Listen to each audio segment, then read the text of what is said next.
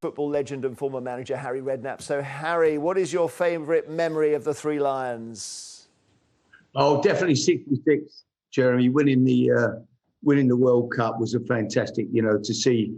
I was playing at West Ham at the time, and I was playing with Bobby Moore, Jeff Hurst, Martin Peters, all played a major part in the winning of the World Cup. So it was a great place to be, and that was a fantastic day. And I remember I've seen a great documentary on Bobby Moore and how different it was that he wasn't really... West Ham didn't make much of him when he used to come back. He used to sit in the stands and watch the games, and he didn't make much money and so on. Very different, Mike. I think, but he was special. When you see him go up and get the win to lift the World Cup, it was an amazing pictures, and I still, when I look at them, he was such a fantastic man and a great captain, great leader, and that was a great group of players. There's not many of them left now, unfortunately. There's only a few of the boys still around, but they were a great team. Do you think there should be a national holiday on Monday if we win, Harry? Absolutely. Let's all have give everybody the day off. Everybody's going to be hungover anyway. Late nights, celebrating. Yeah, give everybody the day off. Work could be a waste of time on Monday anyway.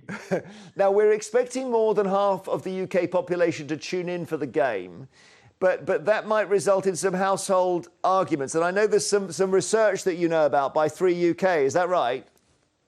Yeah, they've looked to launch a TV a peace treaty that more squabbles are had over the remote control, I think, between husbands and wives. It causes more problems.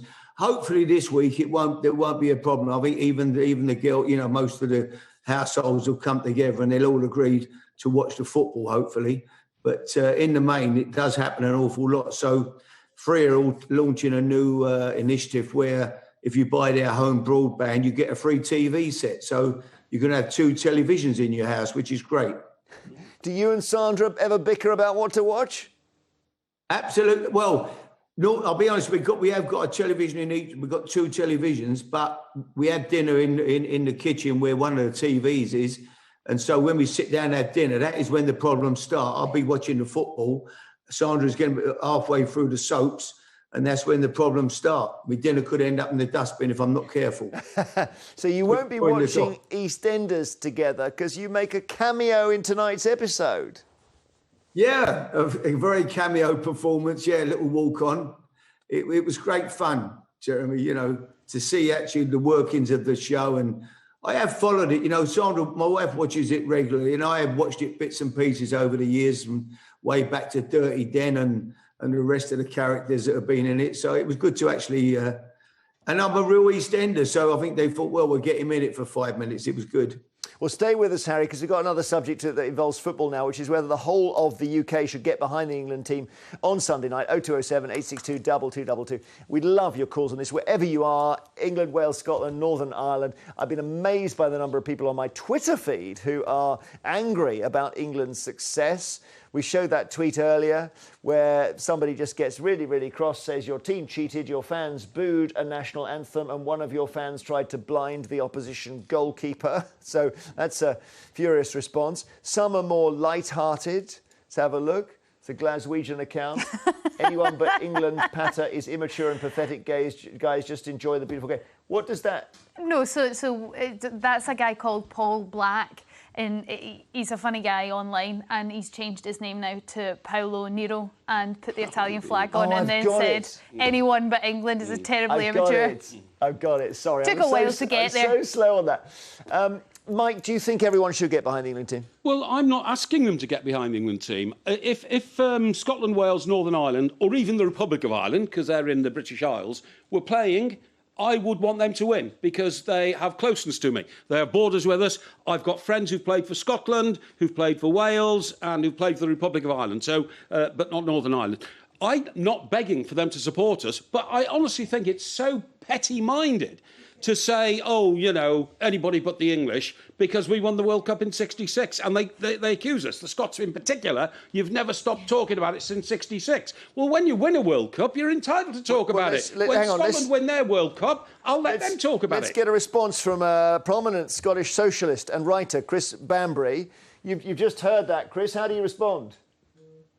Well, I'm not that wound up. I'm going to start sending insults to the England team. I'm just like Dennis Law in 1966 went for a game of golf in the afternoon of the World Cup final. I'm not going to go for a game of golf. I don't play it, but I'll go for a walk or I'll do something else on Sunday night rather than watch it. My kids are half Italian, so I've got an excuse to support Italy. But I think we've got to understand Scots, the Welsh, don't feel equals inside the United Kingdom. We don't feel equals politically, and we don't feel equals sportingly. Andy Murray's British, wins at Wimbledon, but he's Scottish when he loses. And we don't feel our achievements are remembered. I mean, Celtic were the first team to win the European Cup from Britain. It's not really remembered now. So we feel we're not equals. We're not treated equals by Westminster, and we don't feel we're treated equal on the sporting field. So if you'll excuse me, I'm not going to support England on Sunday. I'm not going to get hyped up about it and start sending insults on Twitter. That's a wee bit petty. But I've got no interest. And I'll tell you one reason why. In 1966, I don't look old enough, but I watched the World Cup final with my parents. We were actually supporting England. The flags they were waving were Union Jacks. This was portrayed as a victory for Britain. We didn't feel part of that. And the way it was projected, and hype, 2 World Wars, 1 World Cup, all that sort of stuff, completely alienated me from that. So, like Dennis Law, I'll be giving it a miss on Sunday night. All right. What do you think of that, Harry Redknapp? Well, I would be supporting Scotland if they'd got to, and I wanted Scotland to win every game when I watched them, apart from when they played England. The Welsh, I was supporting Wales. No, I think I'm like Mike. I think, you've got to support. They're closest. I've got so many pals who are from Scotland and played with so many great Scottish players and Welsh players, Irish players, that I'm all for the home nations, every one of them. I want to see them all do well. Nicola, can you try and bring Chris Banbury round? So Chris, both my parents are Scottish.